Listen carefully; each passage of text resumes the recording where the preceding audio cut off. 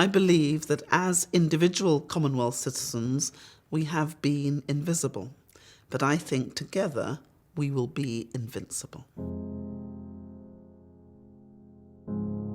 I'm a classic child of the Commonwealth. My mother's Dominican, my father's Antiguan. I've had a fascinating journey from being born in a small village in St Joseph, Dominica, then to Walthamstow in the East End of London, and then to the House of Lords, and now to Marlborough House for the Commonwealth.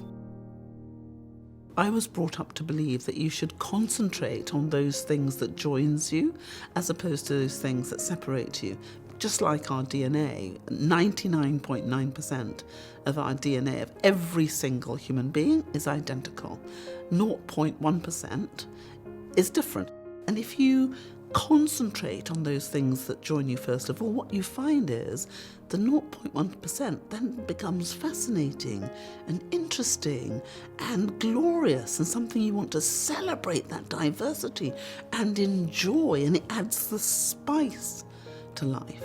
I remember the very first time I said to my father that I thought something was wrong and was unjust was when I was looking at the television and I saw what was happening in South Africa to children who looked just like me. But I never forget what he said to me either. He said, "So, my daughter, what are you going to do about it?" And what I came up with was that I wouldn't eat another piece of South African fruit until South Africa was free, and I loved fruit. People, I find, tend to fall into two categories. People who want to be someone, and then there are people who want to do something. I've always been in the second group, the people who want to do something. And I, as the Secretary General of the Commonwealth, am determined to deliver for all 53. I am the servant of the 53 countries, and I know that we are going to deliver inclusive, creative solutions to difficult problems. I want to put the wealth back into Commonwealth, but I also want to put the common back into wealth. I feel incredibly lucky because I was born on one of the smallest islands in the 53 countries in Dominica. I understand what it's like to come from a small island. I understand the existential threat that is presented by climate change. There was a time when people thought of this as something which was for tomorrow, it was esoteric, it wasn't really real. It is real. Also, we will address good governance and the rule of law, fundamental to what we need to do in the next 4 years. The violence against women and gender is incredibly important because if you look at those countries who are doing well economically, a big driver is the education of women and girls. And when I was asked to chair the interministerial committee on that, many people said, "You can't really change this because it's like the poor. Domestic violence is with us always."